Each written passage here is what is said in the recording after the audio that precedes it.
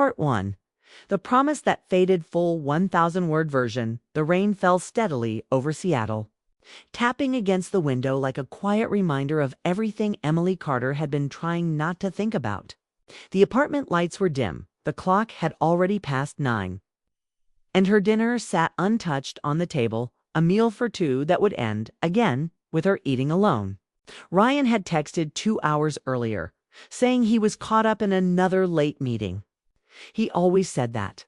The words had stopped sounding like excuses. They were just part of her evenings now. Emily had once loved this city for its energy. The way the skyline glowed at night, how the coffee shops always smelled like new beginnings. But lately, everything seemed slower, heavier. The laughter that used to echo through their home had turned into short, polite conversations about bills, groceries, and schedules. It wasn't hate, it wasn't anger, it was distance. Quiet, polite, and unshakable. When Ryan finally came in, the door opened with the familiar sound of wet shoes against the floor. He looked tired, suit still crisp, but his eyes elsewhere. Emily greeted him with a soft smile, the kind that said she had stopped expecting much. "You're late," she said gently. "Yeah, I know," he replied, setting down his briefcase. The client call ran long. You know how it is. She did know. That was the problem. She knew everything about Ryan's work life, his meetings, his deals, his business dinners. But lately, she knew very little about him. She couldn't remember the last time he'd asked about her day. The last time he'd really looked at her. "I kept your food warm," she said, walking toward the kitchen. He nodded, barely listening, scrolling through emails on his phone. He always said it was just for a moment, but that moment never ended. At dinner, they sat across from each other in silence. The sound of cutlery against plates filled the space where their laughter used to live. She wanted to tell him about this strange old man who'd given her a sunflower that morning outside the grocery store, said it was for luck. She wanted to tell him how that small act had made her day better. But she stayed quiet because she knew he wasn't really there. After dinner, Ryan went straight to his laptop, working again. Emily washed the dishes, staring at her reflection in the window. The woman looking back at her didn't look lonely. Exactly, just tired. The kind of tired that didn't come from lack of sleep, but from carrying something unseen for too long. When she went to bed, she left the lamp on his side lit, hoping he'd join her soon. He didn't. She fell asleep to the faint clicking of his keyboard in the other room the next morning. Sunlight streamed in through half-closed blinds. Emily woke up alone again. Ryan had already left for work. There was a note on the counter, a reminder to pick up dry cleaning and a quick love you. She stared at those 2 words for a long time. They felt like a routine, not a feeling. Later that day, she met her friend Claire for coffee. Claire was the kind of woman who always spoke her mind, cheerful and honest. "You look tired," Claire said, sipping her latte. Emily smiled faintly. "Just a lot on my mind, Ryan, again." She hesitated before nodding. "It's not like we're fighting. It's just nothing feels alive anymore. We used to be so close. Now it feels like we're just functioning." Claire looked at her kindly. "You know, sometimes it's not about big problems. It's about little silences that grow too loud." Emily nodded, the truth of that sinking in. That evening, she decided to make things different. She cooked Ryan's favorite meal, roast chicken with rosemary, the same dish she made the night he proposed. She even played their old playlist, the one they used to dance to in their kitchen. When he walked in, she smiled brighter than usual. "I thought we could have dinner together tonight. No work, no phones." He smiled back, a little surprised but not unkind. "Sure, that sounds nice." For a while, it almost felt like before. They talked about little things, the weather, the new movie she wanted to see. But when her phone buzzed, she ignored it. When his buzzed, he didn't. He excused himself to take the call, saying it was important. 15 minutes later, Emily sat alone again at the table, staring at 2 half-empty glasses of wine. The music still played softly in the background, but it only made the silence sharper. She turned off the playlist, blew out the candle, and went to bed early that night. Ryan came in quietly, thinking she was asleep. But Emily's eyes were open in the dark, watching the shadows move across the ceiling. She remembered the night he told her she was his whole world. He had held her face in his hands and said, "If I ever stop making you feel loved, remind me who I am." She wondered what he would say now if she did. Days turned into weeks. Ryan's absence grew more natural, and Emily stopped waiting for the sound of his car in the driveway. She started walking home instead of taking the bus, just to feel the air, to remind herself she still existed outside of their apartment. On one of those walks, she stopped at a small park she hadn't visited in years. There were kids playing, couples holding hands, people laughing. She sat on a bench, feeling like an outsider in her own life. An old woman sat beside her and smiled. "You look like someone remembering something," the woman said. Emily laughed softly. "Maybe I am. Memories can be tricky," the woman said. "They can either keep you warm or freeze you in place." The word stayed with her long after the woman left. That night, when Ryan came home, Emily didn't ask about his day. She didn't cook dinner or wait up. She simply sat by the window watching the rain and realized something. Love didn't disappear in one big moment. It faded slowly, like light slipping away at dusk, so quietly that you didn't notice until you were sitting in the dark. Ryan looked at her from across the room and said, "You okay?" She turned, gave a small smile, and nodded. "Just tired." He nodded back, satisfied with that answer, and went to his desk again. Emily turned back to the window, tracing a raindrop with her fingertip. Somewhere deep down, she still loved him. But that love felt like a book she'd read too many times, familiar, comforting, but no longer surprising. And as the city lights blurred through the rain, Emily realized something else. She didn't want to be saved anymore. She wanted to be seen. That was the night she decided not to wait for Ryan to make her happy again. She didn't know what that meant yet, but she knew one thing for sure. The promise they once made had faded, not because of betrayal or anger, but because love, when left unattended, quietly forgets how to stay alive. End of part 1. Part 2. The Substitute's full 1,000-word version after that rainy night. Something inside Emily Carter quietly shifted. She didn't make a big decision or announce anything. She simply stopped waiting. Waiting for Ryan to notice her. Waiting for messages that never came. Waiting for the warmth that had long faded from their marriage. She decided to start finding joy where she could, even if it came in small, scattered pieces. Her first change was simple. She started walking every morning before work.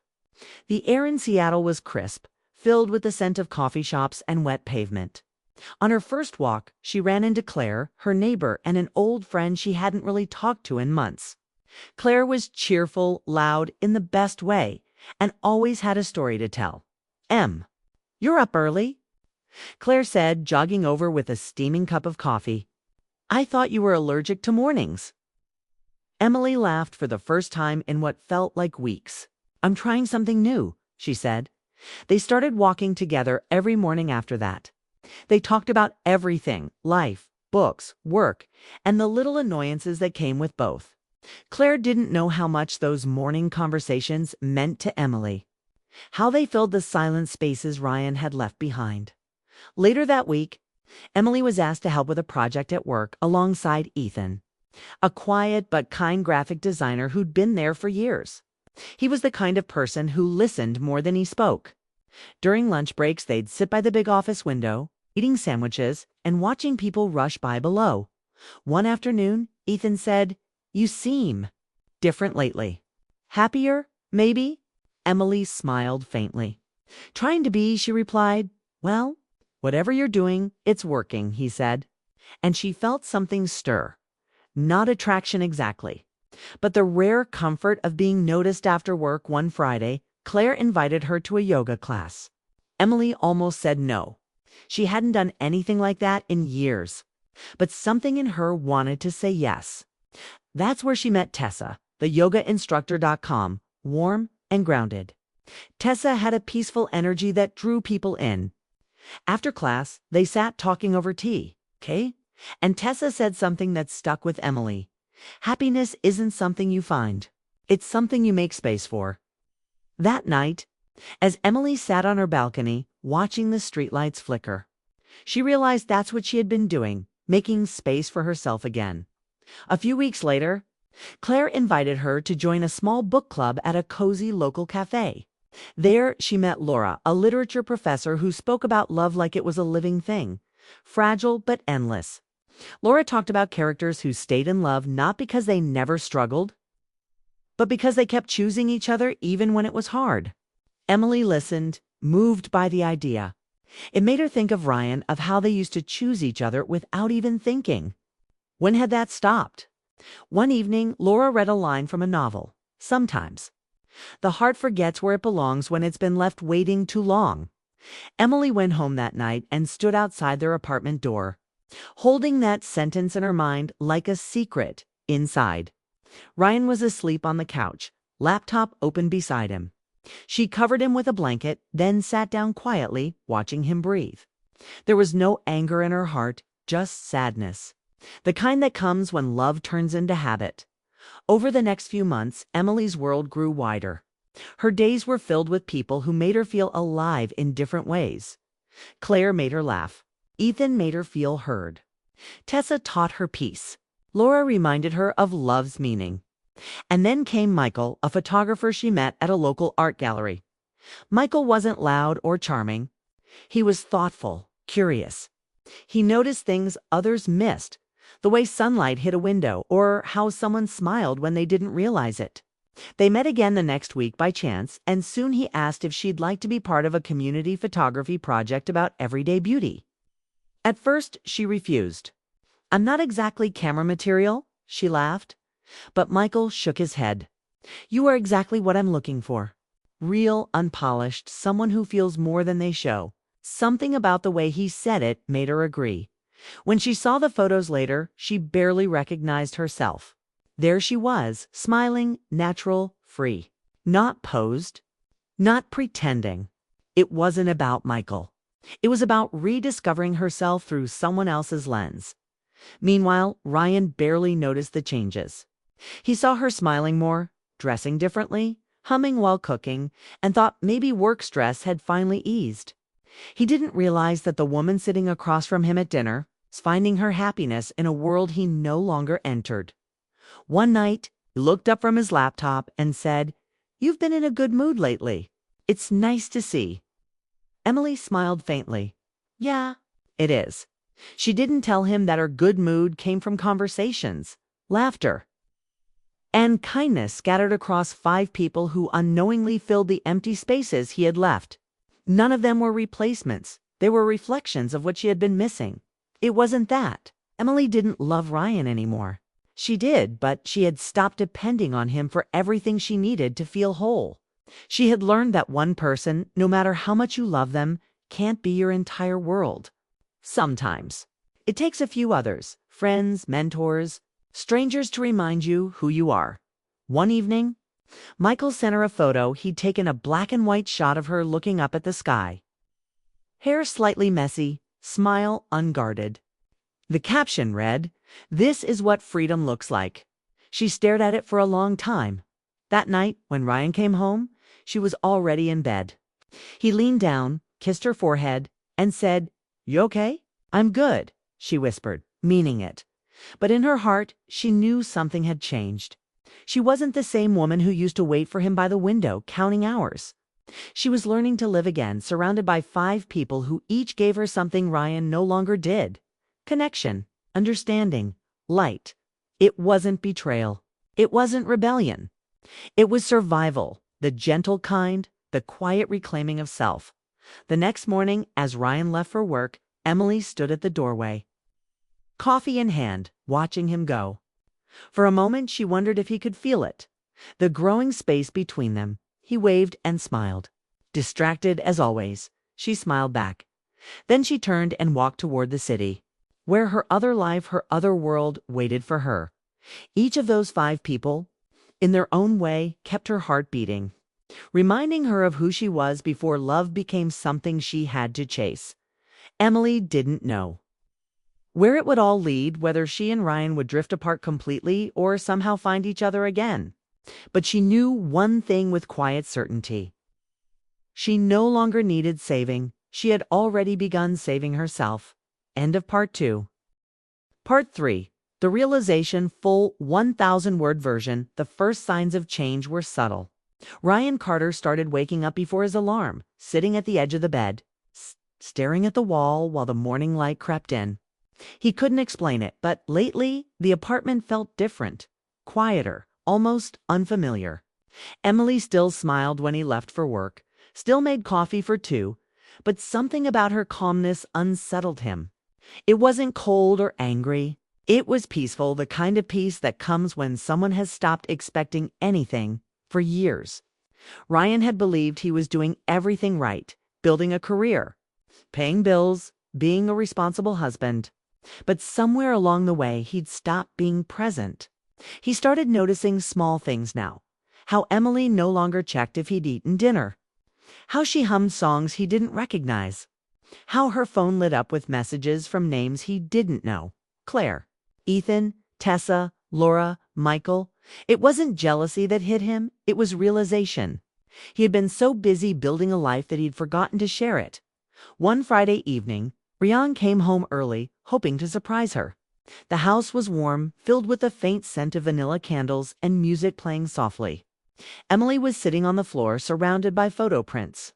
She looked peaceful, lost in thought. He watched for a moment before saying, "What are these?" She looked up, startled but not defensive. "Just some photos Michael took for a project. He's a photographer." Ryan knelt beside her, picking one up. It was a black and white photo of her standing under sunlight, smiling naturally, free in a way he hadn't seen in years. For a moment, he couldn't speak. "You look happy," he said quietly. Emily smiled faintly.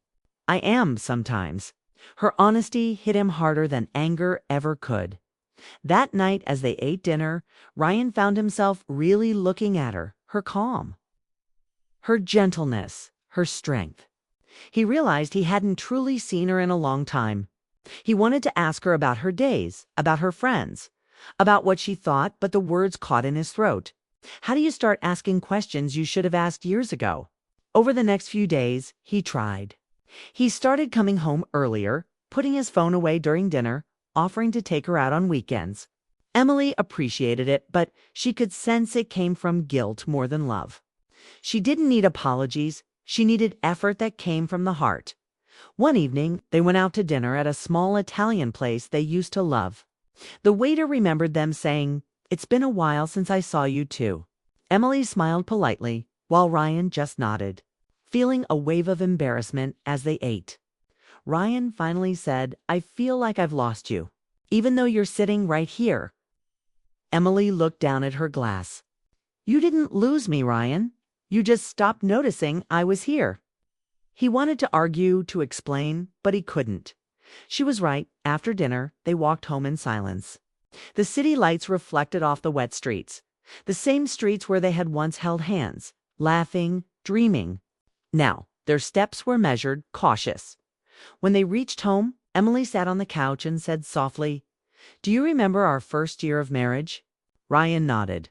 "How could I forget? We lived in that tiny apartment with the broken heater." She smiled a little. "We didn't have much, but we were happy.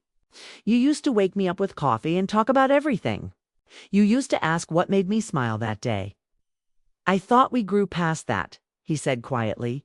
"We grew around it," she corrected. "And somewhere in that growth, we stopped growing together."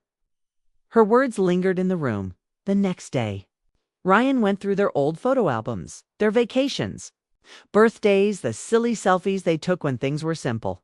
He realized every picture told a story of two people who once saw each other completely. He missed that version of them. That night, he sat beside Emily, holding one of those old photos.